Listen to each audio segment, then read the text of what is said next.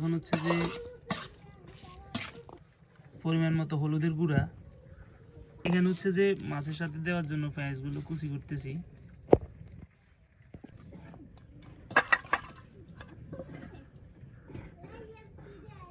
এই যে দেখেন কত সুন্দর একটা কালার আসছে। বন্ধুরা কেমন আছেন সবাই? আশা করি সবাই ভালো আছেন। তো এখানে হচ্ছে যে দেখেন এগুলো হচ্ছে যে পুকুরের ছোট ছোট বৈশা মাছ বলে এগুলোকে।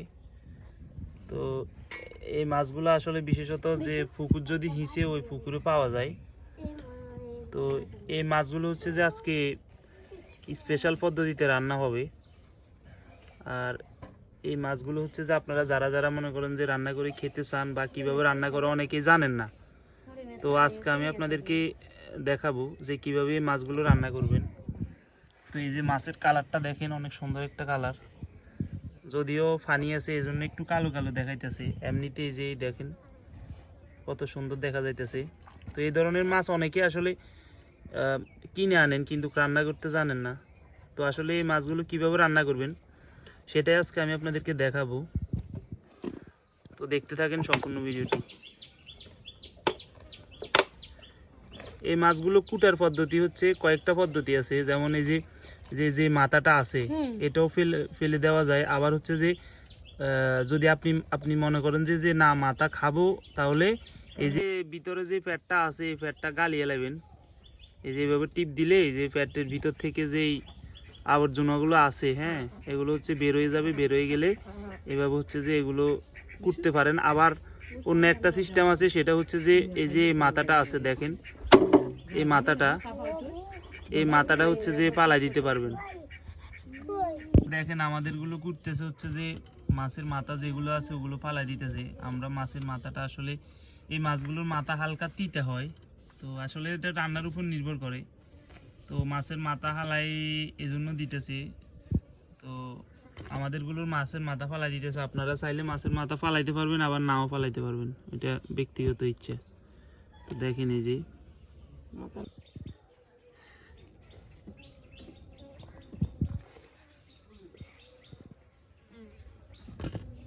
মাছগুলো হচ্ছে যে পুকুরের পানি থেকে ধুয়ে আনা হয়েছে। এখন ভালোভাবে হচ্ছে যে কলের পানি দিয়ে, মানে কলের জল দিয়ে ধুয়ে নিতেছি। কারণ যে কলের জল দিয়ে না দিলে পরে হচ্ছে যে মনে হইতেছে যে কাঁচরা রয়ে গেছে। এই জন্য ভালোভাবে কলের পানি দিয়ে ধুয়ে নেওয়ার পরেও এই যে একটা লোট দেওয়া যাইতেছে, হ্যাঁ, যে এখন একবারে ক্লিয়ার হয়ে গেছে।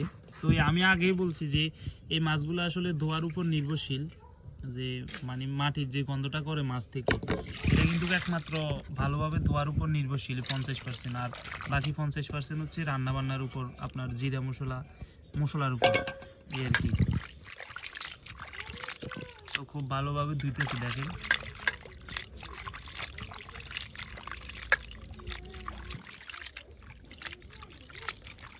এখানে এতবার ধোয়ার পরও এরপর হচ্ছে যে যে এক ধরনের পানি বার হইতেছে এটার ভিতর থেকে। এই মাছগুলো স্বভাবত এই সিস্টেম, মানে এটা যত ভালোভাবে ধুক এরপর হচ্ছে যে একটা কালো পানি বাইরে হয়। যে যে মশলাগুলো আছে এগুলো হচ্ছে যে এখন বাটি নিব। তো এই হচ্ছে যে আদা। তো আদা দিলে কি হয়, আদা দিলে হচ্ছে যে মাছের যেই মাটির গন্ধ আছে ওই গন্ধটা চলে যায় আদা দিতে। সেই জন্য আদা দিতেছি, আর রসুন, আর সাথে পেঁয়াজ দিবি।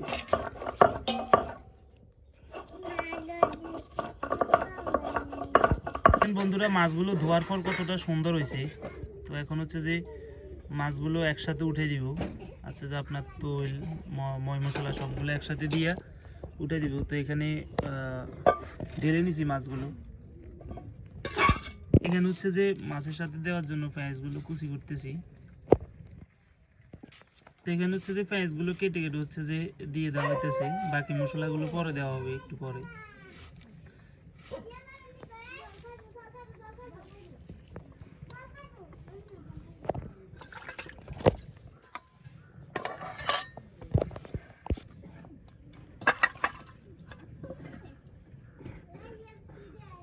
দিয়ে দেওয়া হইতেছে পরিমাণ মতো লবণ,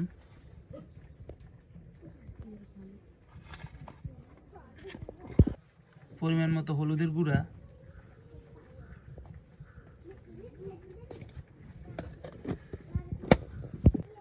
মতো মরিচের গুঁড়া,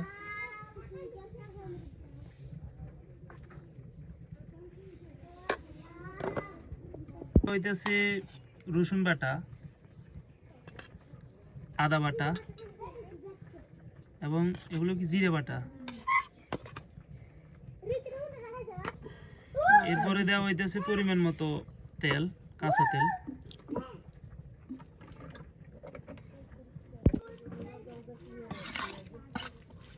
এখন হচ্ছে যে সবগুলো মিক্স করে নিতেছি ভালোভাবে।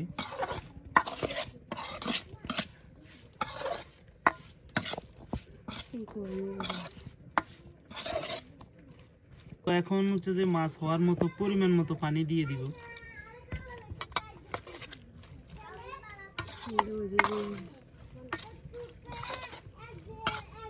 দেখেন কত সুন্দর একটা কালার আসছে।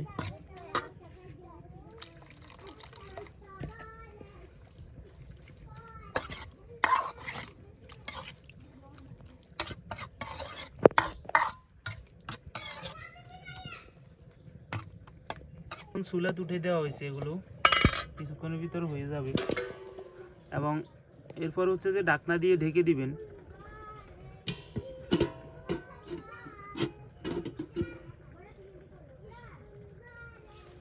হচ্ছে যে একবারে ছোট যেগুলো মাছ ওগুলো, তো এগুলো হচ্ছে যে আলাদাভাবে রান্না করতেছে, এগুলো আলাদাভাবে বাছা করা হয়েছে। এগুলো আর ওগুলো কিন্তু খাবার আলাদা আলাদা। তো এগুলো হচ্ছে যে আলাদাভাবে রান্না করা হবে, আর এখানে আরেকগুলো উঠে দেওয়া হয়েছে, এগুলো আলাদাভাবে রান্না করা হবে।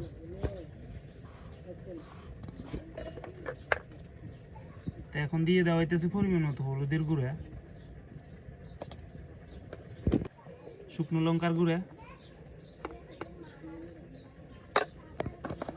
তেল,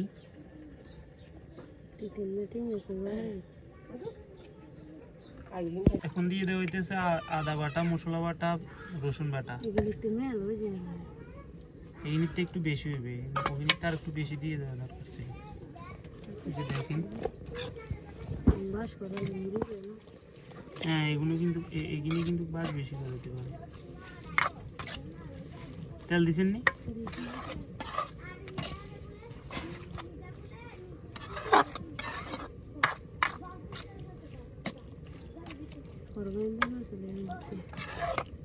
দিয়ে দেওয়া হইতেছে পরিমাণ মতো পানি, যে পরিমাণ পানি লাগে, মাখা মাখা পানি আর কি।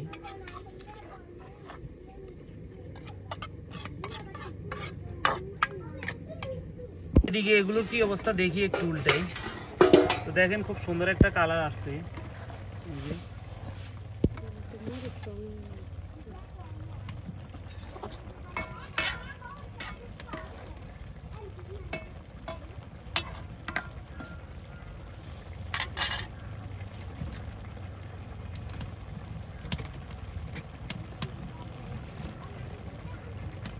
দেখেন বন্ধুরা কত সুন্দর একটা কালার আসছে, আর তরকারিগুলো হয়ে আসছে। আর একটু ঝোলটা নাইতে হবে। তো ঝোলগুলো হচ্ছে যে মাখা মাখা করে রাখতে হবে, নাইলে কি হবে এটা খেতে খুব মানে একেবারে মজা লাগবে না বললে চলে। হচ্ছে যে এক্সট্রা হচ্ছে যে পেঁয়াজ দিয়ে দেওয়া হইতেছে। তো এটা দেওয়ার কারণ হচ্ছে যে উপর দিয়ে হালকা করে দিয়ে দিলে এটা হচ্ছে যে সুন্দর লাগে, আর প্লাস যে কোনো আর যদি এক্সট্রা কোনো গন্ধ থাকে ওইটাও চলে যাবে। দেখেন বন্ধুরা তরকারিটা হয়ে গেছে। তো এই যে দেখেন কত সুন্দর একটা কালার আসছে, খুব সুন্দর আর মজাদার, খেতে আশা করি খুব মজা লাগবে। আর একটা যে ছোট মাছগুলো ওগুলো উঠে দেওয়া হয়েছে। তো এখন এগুলো উঠে দিয়ে ঢাকনা দিয়ে ডেকে দেওয়া হইতেছে। দেখেন এগুলো হচ্ছে যে এখন উঠে দিছি, ঢাকনাটা নিয়ে নেওয়া হয়েছে। এখন কত সুন্দর একটা কালার আসছে, আর উপর দিয়ে একটা ডিম দেওয়া হয়েছে খাওয়ার জন্য।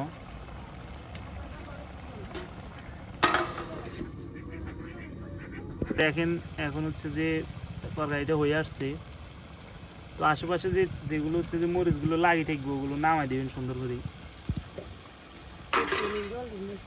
এগুলো হচ্ছে যে প্রত্যেকটা মাছ গোটা গোটা আছে। তো এই মাছগুলো আসলে হচ্ছে যে গোটা গোটা রাখার একটা পদ্ধতি আছে, সেটা হচ্ছে যে আপনার হচ্ছে যে মাছগুলো ধোয়ার সময় একটা খেয়াল রাখবেন, বেশি ভালোভাবে ধুইলে কিন্তু মানে ভাঙি যাবে। যদি সাপে বেশি ডলেন তাহলে মাছগুলো ভেঙে যাওয়ার সম্ভাবনা আছে।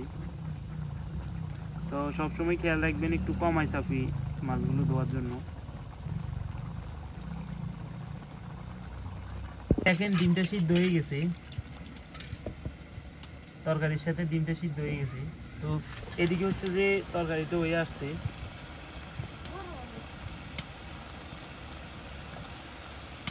তরকারিগুলো হয়ে গেছে ছোট এগুলো। তো আপনারা হ্যাঁ মনে গেছে। তো আপনারা যদি এই ধরনের হচ্ছে যে মজাদার তরকারি এই রেসিপিগুলো রান্না করতে চান তাহলে আমার এই ভিডিওটি সম্পূর্ণ দেখবেন, দেখে শিখে নেবেন।